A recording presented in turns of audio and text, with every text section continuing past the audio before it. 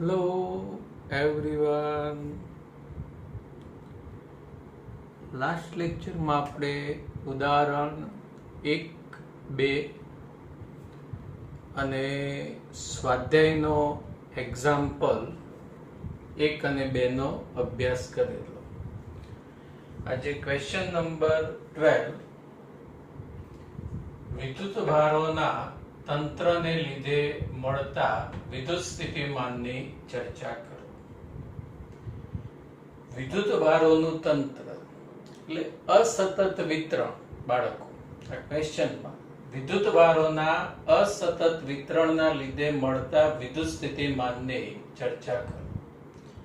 છૂટાછવાયા વિદ્યુત ભારો, તો વિદ્યુત ભાર Q1, Q2, Q3 અને અપ ટુ Qn ના જે વિદ્યુત ભાર રહ્યા બાળકો, એમના ઉગમ બિંદુથી સ્થાન સદિશ, સદિશ R1, સદિશ R2 અપ ટુ સદિશ Rn.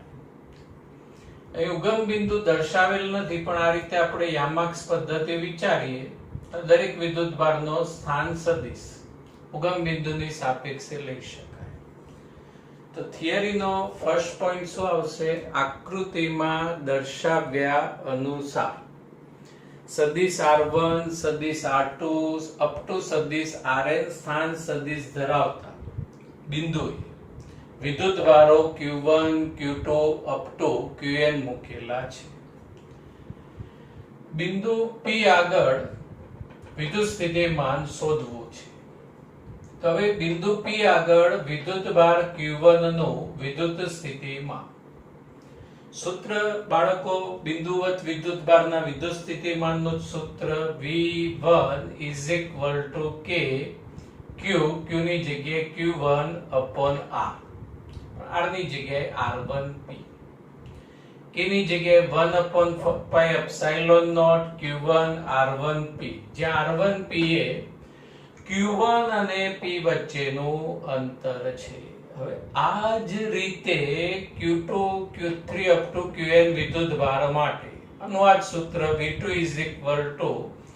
K Q2 upon R2P, 1 ની જગ્યાએ બાળકો 2 લખી કાઢવાનું.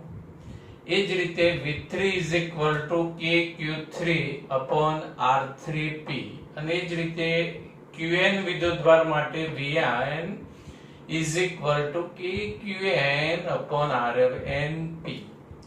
P પાસે કુલ વિદ્યુત સ્થિતિમાન V V1 plus V2 plus up to plus Vn.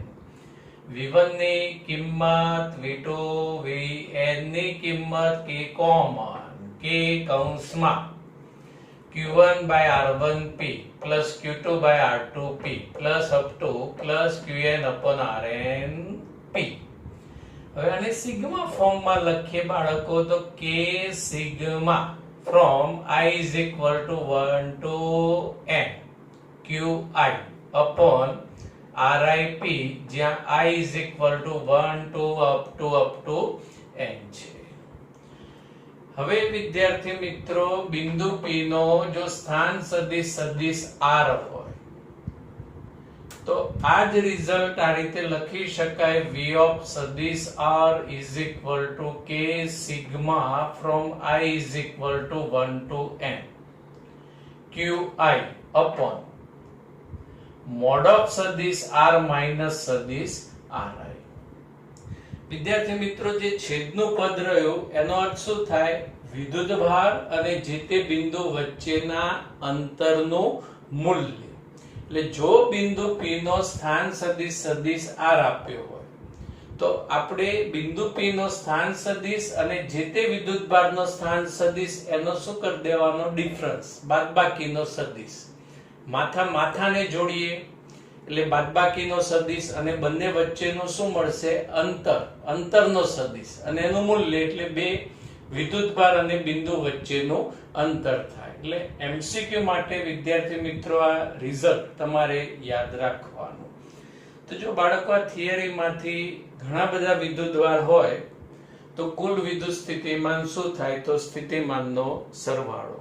Last લેક્ચરમાં આપણે કે એક્ઝામ્પલ ષટકોણમાં એની એપ્લિકેશન જોયેલી.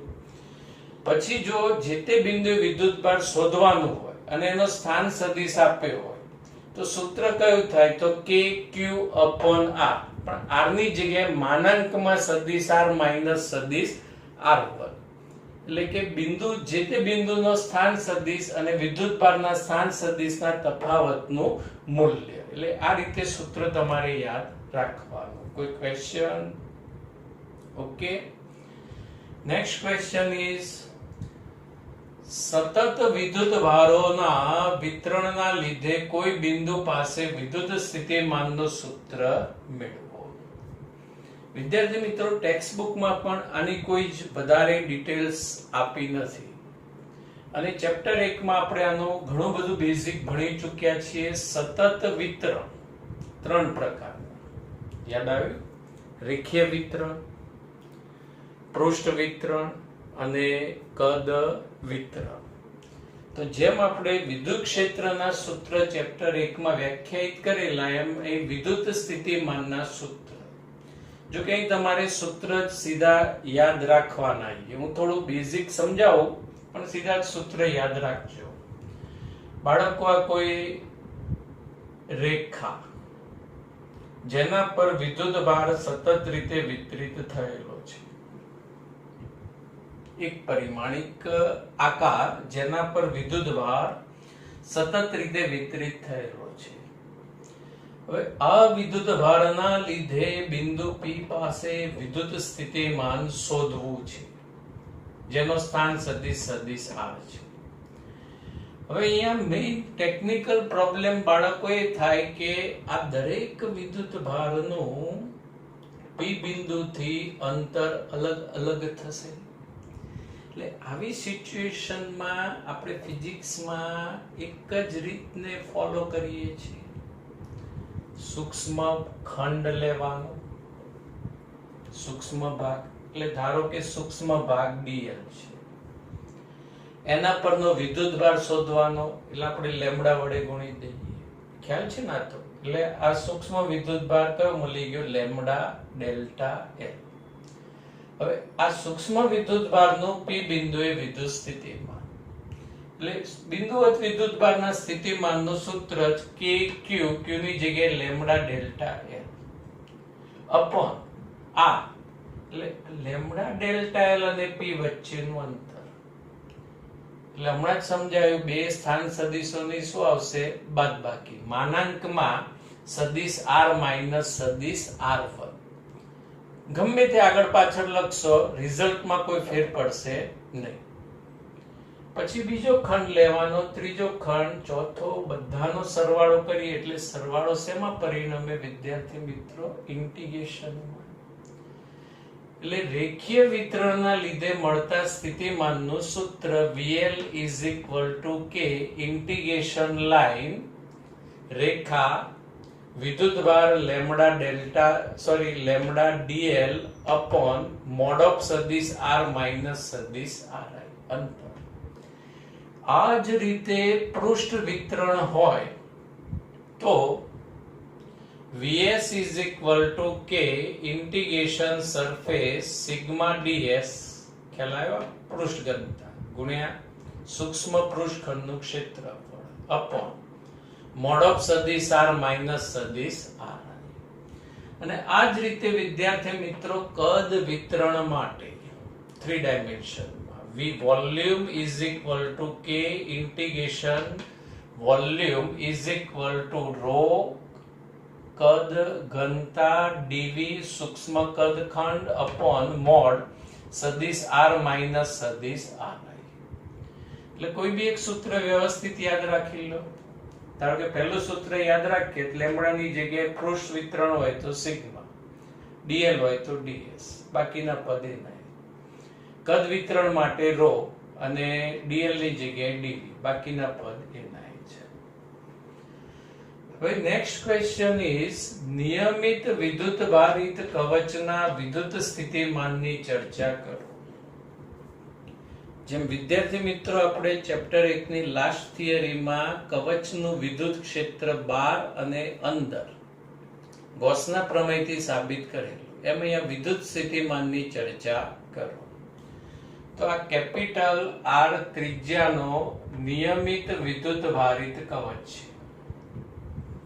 હવે આના વિદ્યુત સ્થિતિમાનની ચર્ચા કરવાની છે. એટલે કોઈ અહીંયા આપણે મેથેમેટિકલ સ્ટેપ કે કોઈ સાબિતી નથી, ડાયરેક્ટ જનરલ નોલેજના આધારે આનું સૂત્ર આપણે ઉપયોગમાં લઈશું. સમાન રીતે વિદ્યુત ભારિત કવચના બહારના ભાગમાં વિદ્યુત ક્ષેત્ર માટે કવચ પરનો વિદ્યુત ભાર તેના કેન્દ્ર પર કેન્દ્રિત થયેલો ગણી શકાય. ચેપ્ટર 1 માં આવું સ્ટેટમેન્ટ આપણે લખેલું કે કવચના બહારના ભાગમાં જો વિદ્યુત ક્ષેત્ર શોધવું હોય તો કવચ પરનો સમગ્ર વિદ્યુત ભાર જાણે કે તેના કેન્દ્ર પર કેન્દ્રિત થયેલો હોય એમ સમજવામાં આવે છે. તો કવચ પરનો વિદ્યુત ભાર એના કેન્દ્ર પર કેન્દ્રિત થઈ જાય એટલે બિંદુવત વિદ્યુત ભાર થઈ જાય. તો કવચના બહારના ભાગમાં વિદ્યુત ક્ષેત્રનું સૂત્ર આપણે શું લખતા યાદ છે બાળકો? કે Q/r². બિંદુવત વિદ્યુત ભારના વિદ્યુત ક્ષેત્રના જેવું જ. તો પછી અહીંયા વિદ્યુત સ્થિતિમાનનું સૂત્ર પણ બિંદુવત વિદ્યુત ભારના વિદ્યુત સ્થિતિમાનના જેવું જ આવે. ખબર પડી? ઓકે. કે Q/r. અને જ્યાં small r greater than equal to capital R. આ જે સ્મોલ r અંતર રહ્યું એ કેન્દ્રથી ગણાશે, જે કવચની ત્રિજ્યા કરતા વધુ કે તેના જેટલું હોય છે. સેકન્ડ પોઈન્ટ આમાં સમજજો ખાસ. કવચના અંદરના બિંદુએ વિદ્યુત ક્ષેત્ર શૂન્ય હોય છે.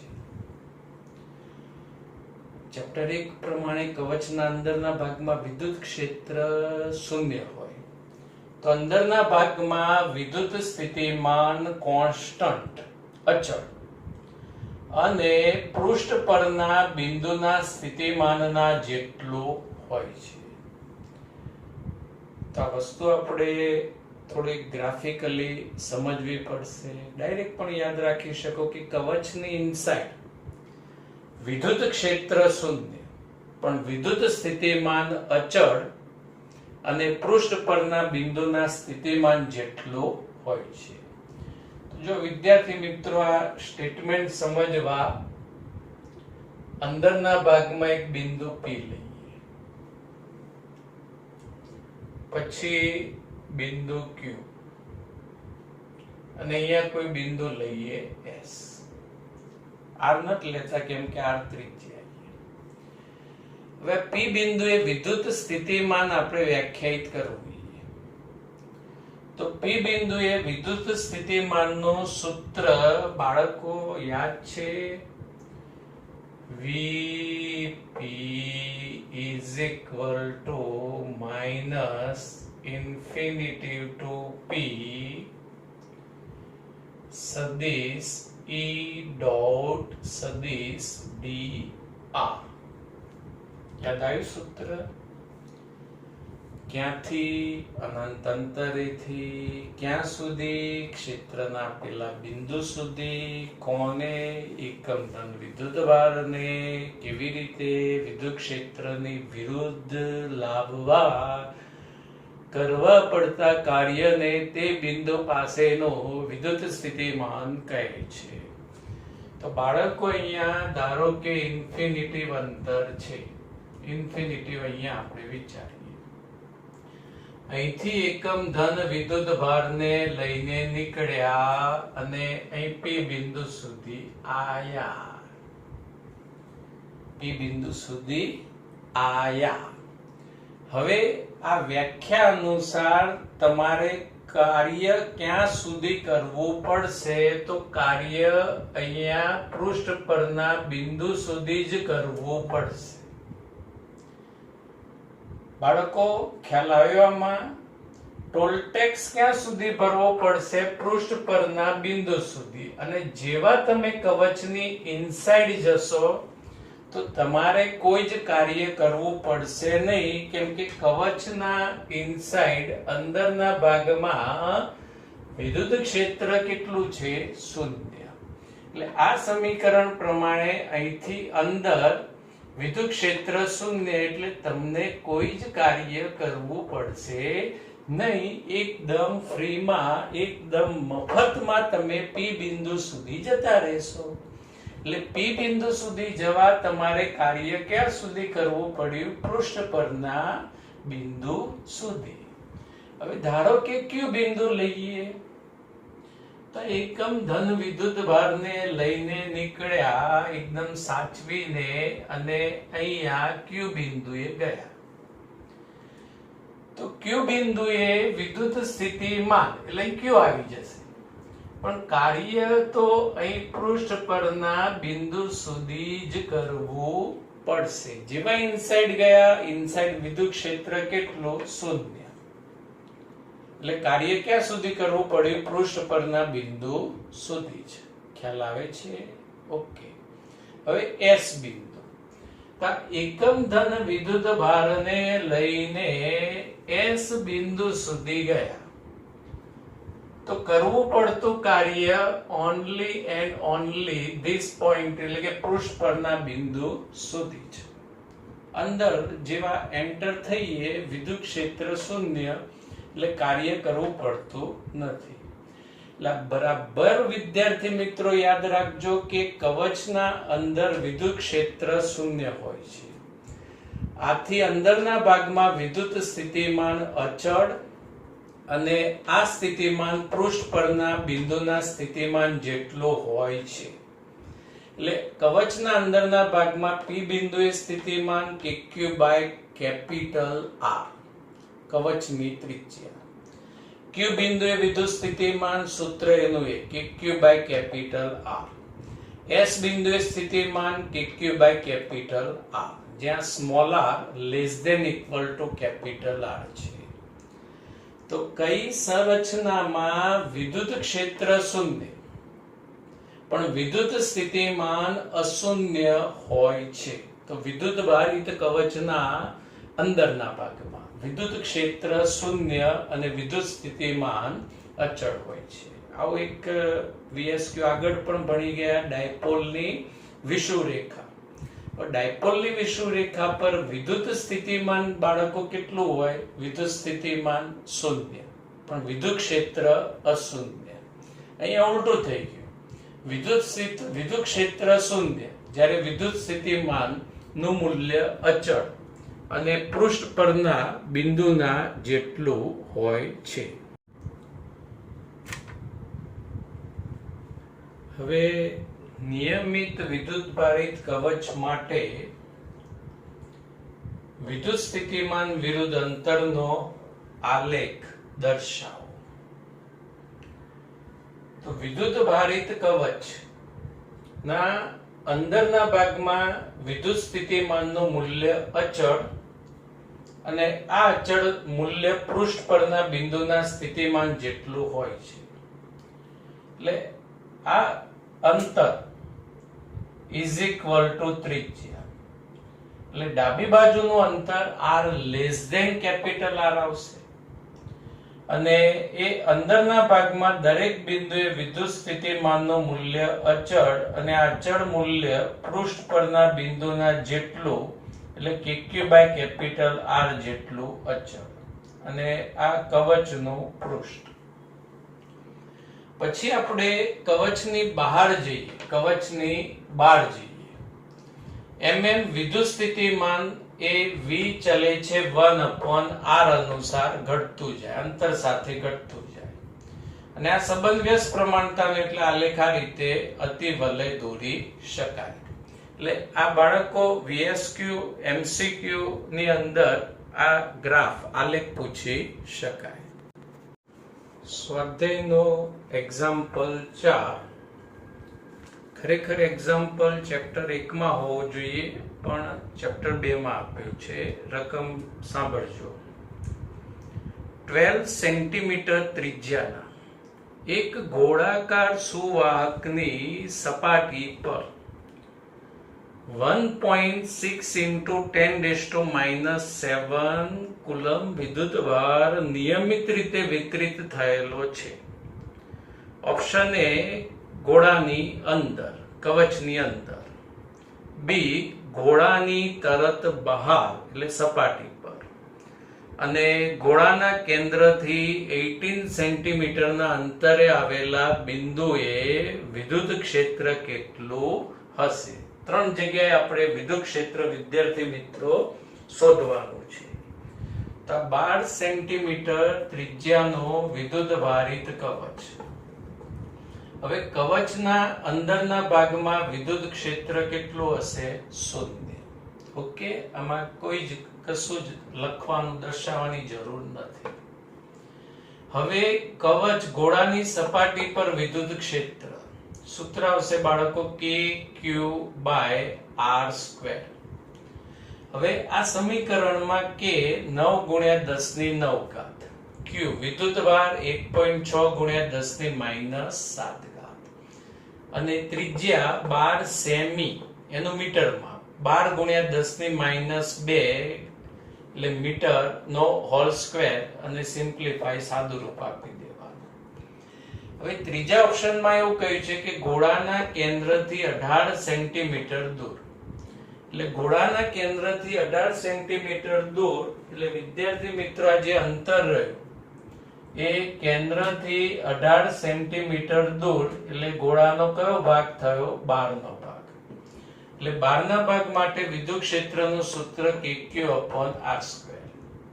k 9 × 10⁹ વિદ્યુતભાર q 1.6 × 10⁻7 અને સ્મોલ r 18 સેમી એટલે 18 × 10⁻2 નો વર્ગ સાદું રૂપ આપી.